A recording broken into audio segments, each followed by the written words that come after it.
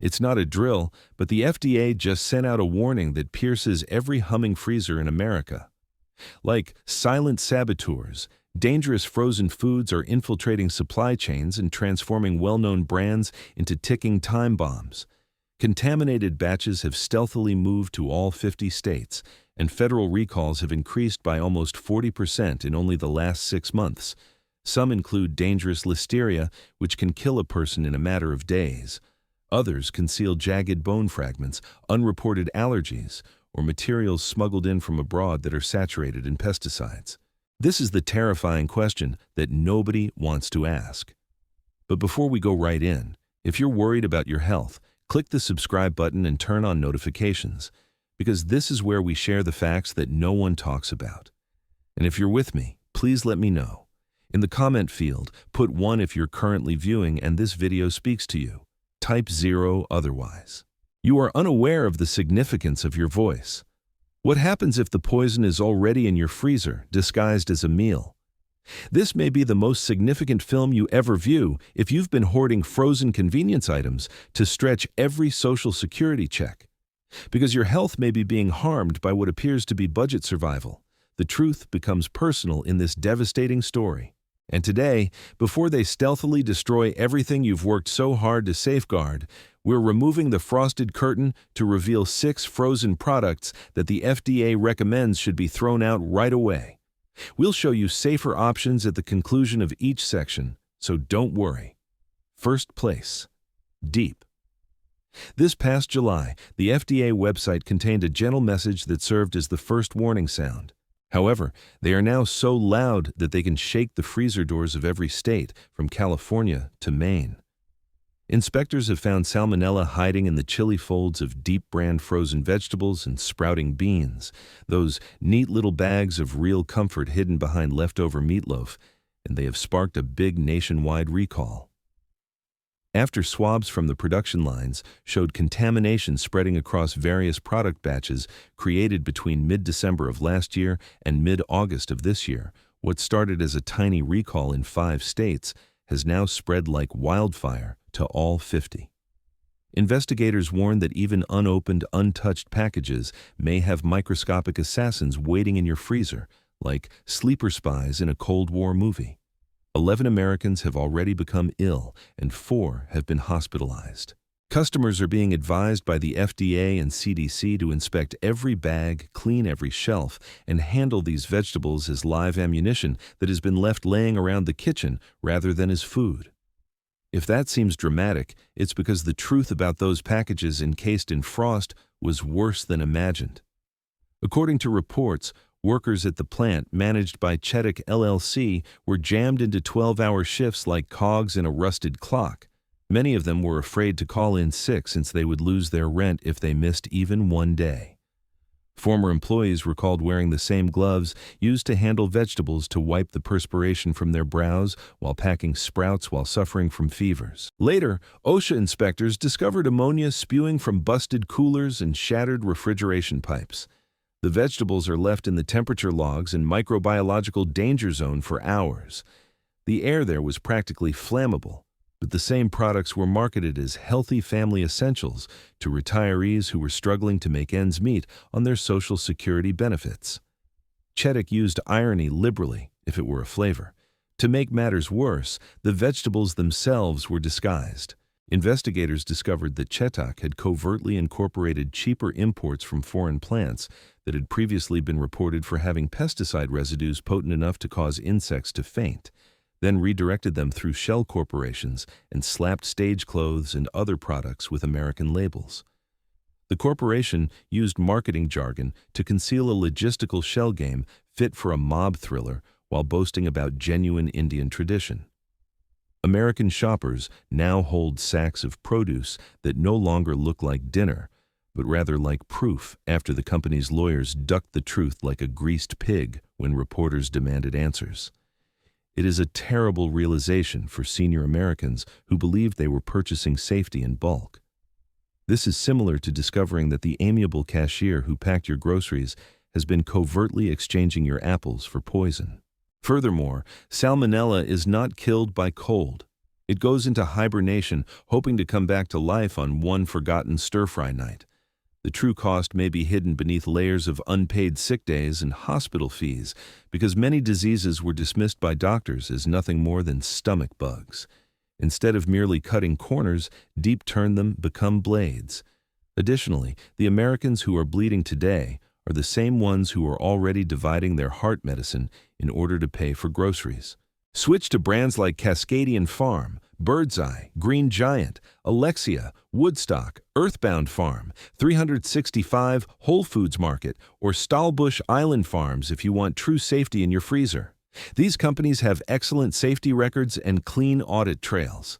They might be a little more expensive, but at least you're not risking your health on a business that made a joke about how easily public trust can be undermined. Boar's Head comes in second. For decades, Boar's Head has walked the deli aisles of America like a king or queen on a meat throne. Employees slicing with the solemnity of violinists, gold script labels shining behind glass, and that arrogant phrase muttering about superior craftsmanship, as though their turkey breasts were stitched at Buckingham Palace. However, the curtain has now been pulled back, revealing what appears to be a crime scene with a price tag rather than a scene of nobility. A horror author would be appalled by what federal investigators discovered when they linked a wave of Listeria monocytogenes infections to Boar's Head deli meats that were cranked out of its Jarrett, Virginia plant. The dripping frankfurters, bologna, ham, and liverwurst were piled like tasty landmines. While mildew climbed the walls like green velvet wallpaper, condensation from the ceiling vents went into open containers. At least 10 Americans lost their lives, and more than 60 were hospitalized between May and September, while company representatives grinned on television and promised a lot of caution, as if they were offering a hors d'oeuvre rather than damage control. It got uglier the deeper the inspectors dug. Meat residue accumulation, bug presence, and biofilm formation had already been noted in USDA audits conducted prior to the epidemic. Words that seem clinical until you see them on the slicer, preparing lunch for your grandchildren. Former employees said that they were pushed into difficult quotas and made to cut and package meat so quickly that they had to decide between cleaning and retaining their jobs. According to one whistleblower, a supervisor once said, "Clean when the lawyers come," which in business parlance evidently implies never. Others reported that administrators created a system where bacteria were regarded like co-workers by threatening to cut hours if anyone suggested halting the line to sanitize. The dirt wasn't merely microbiological, and it was always there, but never addressed. Allegations of wage fraud and union busting have been revealed by labor audits, and safety complaints have inexplicably been followed by reassignment to night shifts until employees leave. That high-end mortadella is polished with corporate coercion and coated with human tiredness. The same industrial companies that produce cheap meats for the bargain bin also power the company's supply chain, which is marketed to customers as artisanal and elite. Multiple Listeria hits at state-level inspections are reported in USDA filings. However, Boar's Head responded with legal threats to silence shops and keep the press at bay rather than removing items or notifying customers. The truth is more tightly wrapped by them than by their frigid slices. The moral facade itself is crumbling. Watchdogs for animal welfare have discovered contracted farms that use harsh extreme confinement that makes a filing cabinet appear roomy. While stock photographs of red barns and sunshine abound on the company's website, undercover footage shows employees kicking living turkeys like deflated footballs and abandoning injured pigs in rotting enclosures. A Vegas magician would blush at this type of public relations ploy. Use a pastoral postcard to divert your attention while keeping the screaming off camera. In addition to taking shortcuts, Boar's Head compromised integrity and overstuffed the shell with branding. Even if each slice is layered with layers of weariness, disregard, and silent disdain, it nonetheless waltzes around supermarkets in gold foil as if it had gained your faith.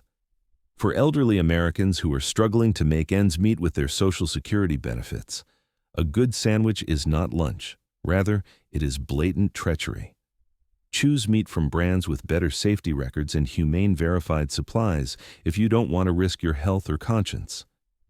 Chains such as North Country Smokehouse, Peterson's Natural Farms, Plainville Farms, Niman Ranch, Columbus Craft Meats, Applegate Naturals, and Distal Turkey Ranch. At least they don't conceal a cemetery behind the deli counter, even though they might not have gold-lettered labels. Wegmans is the third number. Wegmans, the grocery chain's crown debutante, has paraded across American suburbs for years. Aisles that are polished and labeled with pastels, cheese displays that resemble art exhibits, and happy staff members who chirp, "Have a wonderful day," as though they are sprinkled with fairy dust. Beneath that shiny exterior, however, is a catastrophe that smells more like a burning compost bin than lavender sanitizer. A trio of recalls that, like the narrative twists of a lousy culinary thriller, have struck this beloved northeastern city. Chocolates that conceal unreported milk allergies like tasty booby traps, soft cheeses that convey stealth listeria, and chicken nuggets packed with jagged bone pieces. Before concerns about biting down on bone fragments began to surface, the 46-ounce bags of family pack fully cooked breaded chicken breast with rib meat, the nuggets alone, were sent throughout almost a dozen states. Inspectors advised consumers to discard them right away. One USDA alert even likened the danger to chewing gravel while wearing a blindfold. The Wegmans rot isn't limited to the freezer, though. Humming behind the immaculate storefront like a broken engine painted gold, it's systemic. Scenes from a dark comedy are described in FDA and OSHA reports. Blood accumulating beneath produce pallets, raw meat spilling over salad greens, and bakers avoiding rollers and belts like competitors on a cruel game show. Numerous workers have sustained burns, fractured bones, or lost fingertips within Wegmans locations over the years. These accidents are hidden beneath layers of corporate spin and pastel branding. Some former employees have come forward to claim that their superiors forced them to cut mold off blocks of cheese and sell the good portions, or to relabel expired products with new tags. At a yard sale, that would be considered frugal, but in a supermarket, it's just blatant neglect. Wegmans also appears to prefer lawyering over listening when pressed. Wegmans is accused in a recent lawsuit by Yuji Haraguchi, owner of the boutique fish store Osakana, of stealing his business model after he signed non-disclosure agreements and subsequently started an in-store Sakanaya fish market that was identical in terms of vendor lists, staff jargon, and fonts. Wegmans refers to it as a coincidence, whereas Haraguchi labels it theft. In any case, it portrays a brand more like a corporate magpie, stealing innovative ideas from tiny enterprises and taking them to make money. According to labor watchdogs, the firm also undermines union activities by using covert surveillance teams, which sounds more like an espionage film set in a deli than hospitality. Wegmans is like learning that your town postmaster has an underground casino behind the stamp desk, for older Americans who enter thinking they are entering a community center. On interaction, even their local farm fairy tale falls apart. Their farm-fresh produce has been linked by investigations to industrial megafarms located thousands of miles distant.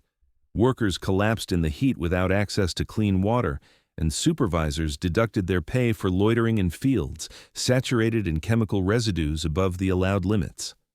Those veggies appear to have come from some perfect paradise when they are placed on Wegmans' shelves, but in reality, they have endured a system that turns both dirt and souls into money. It's the business equivalent of tying a bow tie around a coyote and referring to it as a house pet. Adorable from a distance, disastrous when it bites. Wegmans not only took shortcuts, but also made them into traps that trap both the employees who support them and the customers who trust them.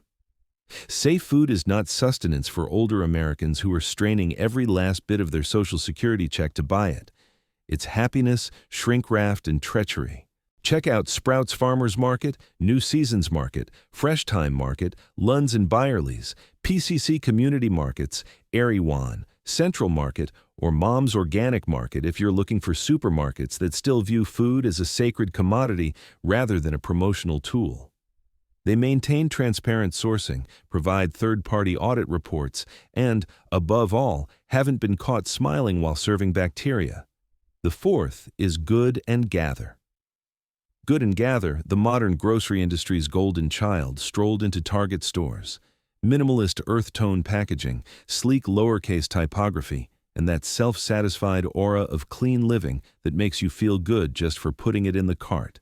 However, the illusion breaks like a mason jar on tile when the austere design is removed. Merit badges from the underworld, shrimp hidden inside vegetarian burrito bowls, green beans with unexpected chunks of foreign metal, and lawsuits alleging their preservative-free sauces contain synthetic additives disguised as wholesome drag are just a few of the recalls that this house brand darling has racked up. Over 57,000 packages of frozen burrito bowls distributed throughout all 50 states were discreetly recalled in September when it was discovered that they contained undeclared shrimp, a shellfish allergen that can cause sensitive consumers to experience anaphylactic shock. Customers with allergies were cautioned by the FDA to discard them or risk making supper into a 911 call. Additionally, insiders paint a grimmer mural while Target's PR machine gloats about the welfare of its guests. Production lines were moving so quickly, according to contract workers, that broken metal teeth were shot into food batches like industrial confetti by malfunctioning machinery. As if steel shards were some new artisanal garnish, one whistleblower claimed that supervisors instructed them to just filter the large particles out and continue packing. In between gulps from illegal water bottles concealed beneath conveyor belts, former employees described being refused bathroom breaks and made to perform 10-hour shifts while stamping names onto snack boxes.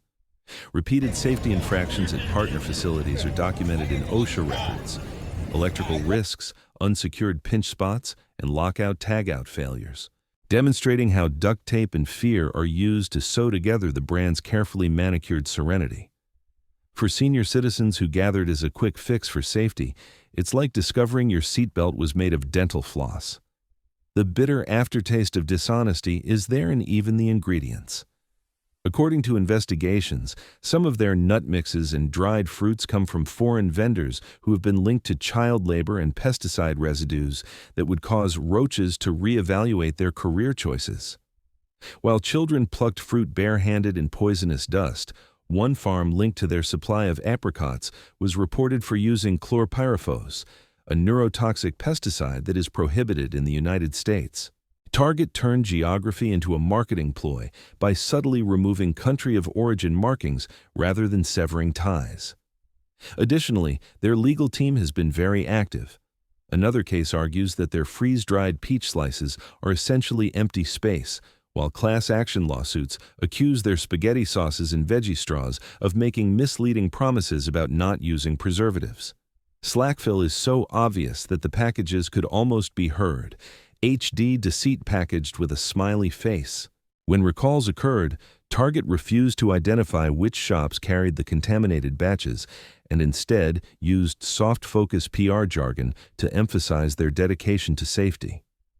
Customers were forced to predict which bag of trail mix might be used as shrapnel in a game of pantry roulette that is corporate gaslighting with sprinkles, not transparency.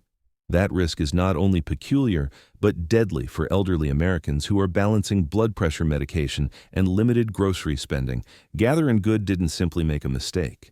Like a chocolate Easter bunny, they shattered the empire they had built on trust, leaving behind a glossy shell filled with deception, exploitation, and filth. Finding out this is like understanding your smoke alarm only plays a recording of someone screaming, "Fire!" after the house is already covered in ash for families who believed they were purchasing peace of mind. Look for companies like Kind, Nature's Path, Made in Nature, Purely Elizabeth, Back to Nature, Lesser Evil, Thrive Market, or Sunmade if you want food that won't turn your pantry into a crime scene. These companies have maintained their products free of recent metal contamination or allergen scandals and publish third-party safety audits. 5. Gooder Foods. Like the digital startup Comfort Food, Gooder Foods swept into store shelves. Neon branding, boxed mac and cheese, and celebrity investors sold like they had stolen childhood nostalgia and uploaded it to the cloud. With the confidence of a TED Talk in noodle form, their Goodles brand showcased adult flavors and plant-based spirals. However, the glitter vanished in September of this year due to unseen saboteurs and unreported allergies concealed within those pastel boxes. Several lots of the company's vegan is believe in white cheddar spirals and here comes truffle cheddar shells were recalled by federal regulators after it was discovered that they contained cashews and milk that weren't disclosed on the labeling. The FDA categorized the recall as significant because milk and tree nuts can induce anaphylaxis, a condition that shuts down airways like a trap door. 8 allergic reactions had already been reported, 6 from the truffle flavor and 2 from the vegan one, with best by dates until July 2026. The official notice includes lot codes such as 09725N, 1C25N for vegan, and 025N sheet 0525N for truffle. To put it succinctly, what appeared to be funny dinner fodder turned out to be biological landmines concealed in American pantries, and the manner in which this occurred heightens the sense of betrayal. Industry insiders are currently discussing internal quality control notes, describe how the lines separating allergens were blurred in production rooms, like watercolor on wet paper. When vegan batches came through, cashew powder was still floating like desert dust because cleaning teams were hurried so quickly between production runs, according to former employees. In response to a question about whether the line should be delayed for adequate cleaning, one person recalled that marketing had already publicized the launch. Simply keep going. That isn't quality control. It is Russian roulette with improved illumination. These same establishments have previously been cited for allergen cross-contact concerns, according to OSHA reports. So Gooders' "we were surprised" justification is about as credible as a fox saying it went into the henhouse by accident. When you examine behind the scenes, even their purportedly healthier philosophy begins to appear phony. Pastel packaging and celebrity endorsements served as the foundation for Gooders' brand. On Instagram, Clay Thompson, Christina Aguilera, and Gal Gadot parade their noodles like edible pelotons. Some of their enriched pasta ingredients, however, were linked by supply chain audits to foreign manufacturers who were cited for utilizing untested well water and functioning without allergen control certification. Outsourcing your ingredients to a sandbox is like boasting that your kitchen is immaculate. Gooder maintains that this recall is a one-time event, but consumer advocacy groups are pointing out that when it comes to allergens that may kill within minutes, one time does not equate to harmless. Gooders' crisis response was entirely theatrical when the backlash struck. Parents were forced to stand in their kitchens holding boxes as if they were attempting to guess which one was wired to explode after they published chirpy, safety-focused press announcements that failed to specify the impacted storage channels. While silently removing comments, its social media team continued to promote happy noodle gifs, panic-filled threads. Damage denial was more prevalent than damage management, a business attempting to restore faith to a flaming brand through retouching. Better Foods didn't simply make a mistake. They risked the lives of children with allergies and the comfort of tired, low-income parents who only wanted a quick lunch that wouldn't need them to visit the emergency room. The horror isn't limited to what's in the box for elder Americans who watch their grandchildren spin these noodles with naive delight. It's in recognizing that trust was itself torn apart, combined, and cooked into something that was no longer recognizable. Look for brands like Annie's Homegrown, Bonsa, Jovial, Lundberg Family Farms, Dicheco, Tinkiata, Field Day, or Ancient Harvest if you want mac and cheese that won't double as a medical emergency. Businesses who have avoided unreported allergen scandals and maintain third-party allergen audits. At least they won't cover up a hospital stay under your cheese sauce, even though they might not have the glitz or impact. Like the crowned prince of dessert, Breyers has long strutted through American freezers. Each scoop seemed to be dipped directly from a childhood memory, with sleek black tubs, smooth swirls, and a jingles crooning with pure ecstasy. That royal image, however, broke like brittle caramel this June. After learning that canisters marked chocolate truffle were actually loaded with Rocky Road, complete with concealed almonds, the FDA ordered a countrywide recall of almost 7,000 tubs. For those who are allergic to nuts, that is more than simply a mix-up. It's a pint-sized version of Russian roulette. While Breyers' social media cheerfully chirped about summer smiles, regulators cautioned that even one spoonful may send sensitive eaters rushing to the emergency room. The affected tubs had the lot code JOL1026GB3 and a best buy date of July 10, 2026. It served as a sobering reminder that Rocky Road should only have a rocky name, and that the betrayal goes far beyond a poorly worded label. Like freezer burn, it's ingrained in Breyers' corporate DNA. A few months prior, Unilever had consented to pay $885 million to resolve a class action lawsuit concerning its so-called natural vanilla flavor. The plaintiffs had shown that the flavoring was actually a mixture of non-vanilla plant sources rather than pure vanilla. Customers had been paying more for the appearance of authenticity while receiving a covert chemistry experiment. Other varieties, such as mint chocolate chip, have recently been criticized for implying real mint when they mostly use generic natural flavors, a term so ambiguous that it could as well be pixie dust. A legal downgrade was triggered when Breyers substituted corn syrup solids for genuine cream and pumped in so much air that the product almost floats, causing them to covertly switch many of their goods from ice cream to frozen dairy dessert. It was referred to as a lighter option, less translation. You're paying top dollar for whipped chili sugar fog, and there's more profit. And if their marketing boasts about using basic commodities, the reality of their supply chains is more somber. Human rights organizations have conducted investigations that link some of their chocolate to plantations in West Africa, where kids are carrying sacks of beans larger than themselves for pennies a day while breathing in pesticide dust and wielding machetes longer than their arms. Breyers sold family bliss based on broken childhoods halfway around the world, encasing that agony in memories with a vanilla aroma. The frostbite also affected their own employees. In order to stay warm, supervisors told former workers to move more quickly throughout their 14-hour shifts in rooms so frigid that their fingers cracked and bled.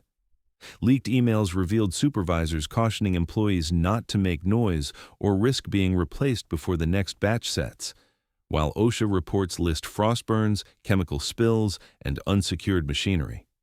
When those who make it are treated like throwaway spoons, happiness by the scoop loses its allure. Breyers curdled from the inside out rather than simply melting. Daring to call it joy, they stuffed it full of allergies, labor cruelty, and smoke and mirror marketing while selling the appearance of purity. What's in the tub isn't the major shock for elderly Americans who are going for the same brand they trusted as children. It's recognizing that trust has been emptied, agitated, and fluffed until nothing substantial is left. Choose companies like Alden's Organic, Strauss Family Creamery, McConnell's Fine Ice Creams, Jenny's Splendid Ice Creams, Van Leeuwen, Grater's, Three Twins, or Blue Marble if you're looking for ice cream that won't play allergy roulette or nostalgia charades. Businesses that have avoided child labor and allergen, mislabeling controversies, and release ethical sourcing audits demonstrate that sweetness need not be accompanied by dishonesty. Ask yourself what's truly on your plate before you eat again, then subscribe to learn the secrets they conceal. I appreciate you staying until the very end. To ensure you don't miss our daily content, please remember to hit the like button and subscribe to the channel if you found this video useful. Feel free to now see some of the best and most recent videos that are currently displayed on your screen. I'll see you in the next video. Goodbye.